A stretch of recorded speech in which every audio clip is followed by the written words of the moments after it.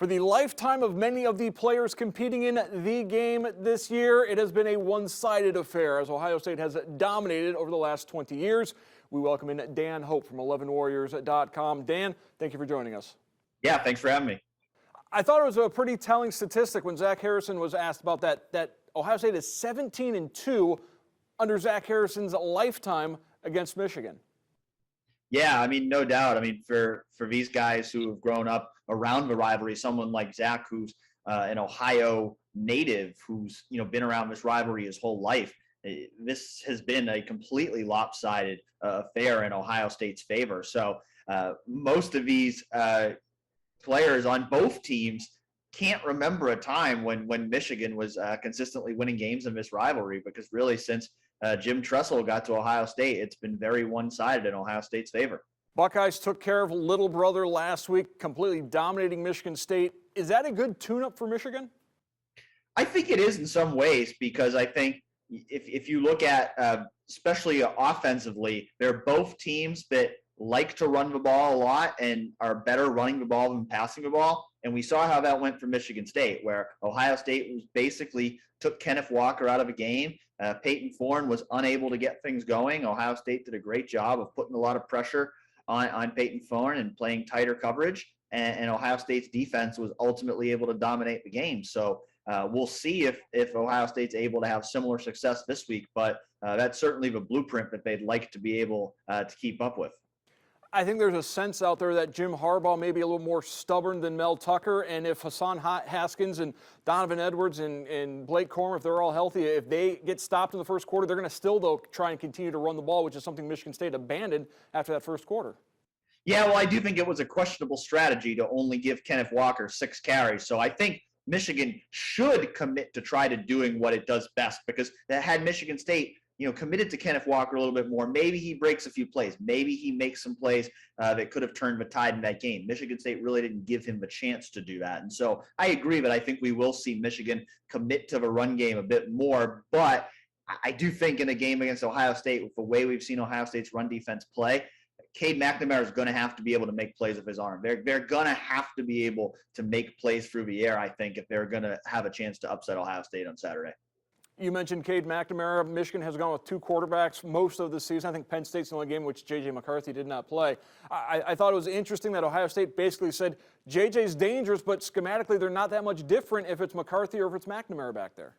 Yeah, I mean, I think certainly McCarthy has higher upside. He's a little bit more of a running threat, but I don't think if you're Ohio State that you're going to zero in too much on, if they bring in McCarthy, because, it's not like they're 2 completely different quarterbacks. So I think Ohio State has to focus on playing its game. And I think the big things that I think for Ohio State is, as we've seen these past couple of weeks, is you look back at the Purdue game a couple of weeks ago, they weren't getting pressure. They were playing soft coverage. Purdue took advantage of that. This last week, Ohio State consistently brought pressure. They were playing tighter coverage. Michigan State couldn't get things going. So I think Ohio State needs to play its game, and I think what Ohio State really needs to do, regardless of who's under center, is they need to play tight coverage. They need to give their pass rushers a chance to put pressure on the quarterback, because I think regardless of whether it's McNamara or McCarthy back there, that's what's going to give Ohio State the best chance to play good defense.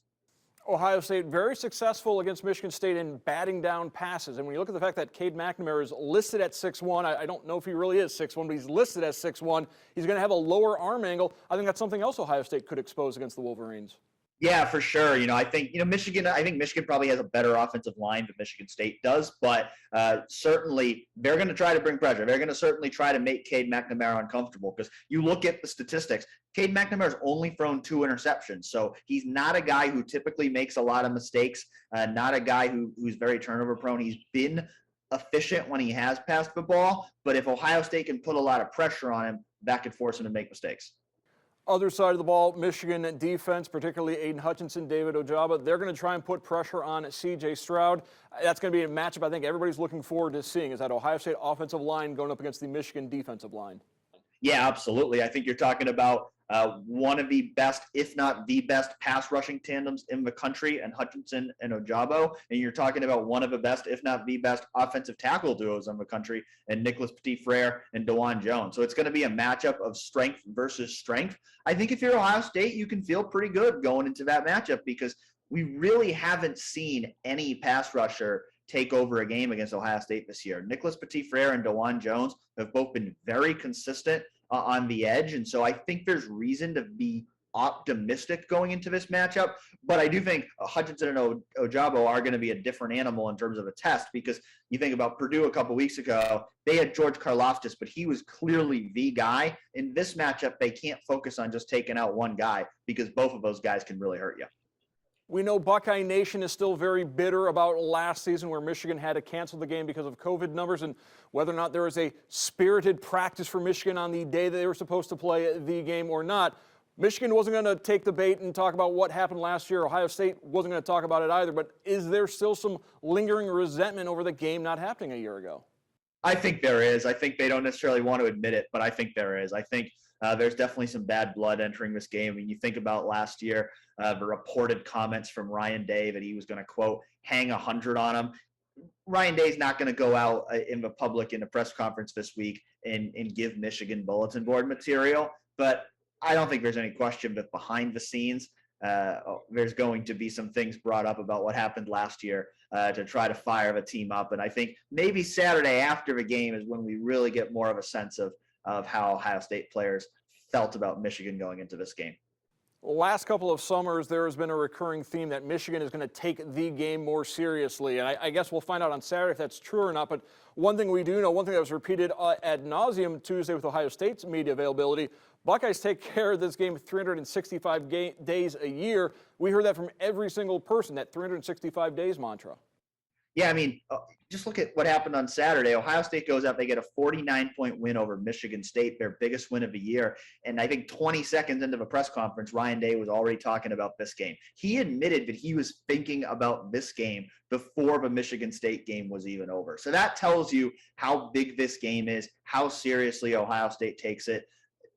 They always say they don't look ahead, but this is one that they absolutely do think about all year long. And so I have little doubt that Ohio State is going to be amped up and ready to play some of its best football in this game. Like you said, the question is, can Michigan do the same? Because the past couple times these teams have played, I certainly don't think we've seen that from Michigan's end. Michigan is very excited about playing this game at home. Jim Harbaugh saying playing in front of our great fans.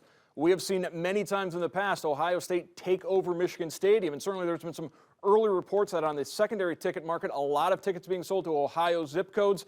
Will there be a home field advantage for Michigan on Saturday?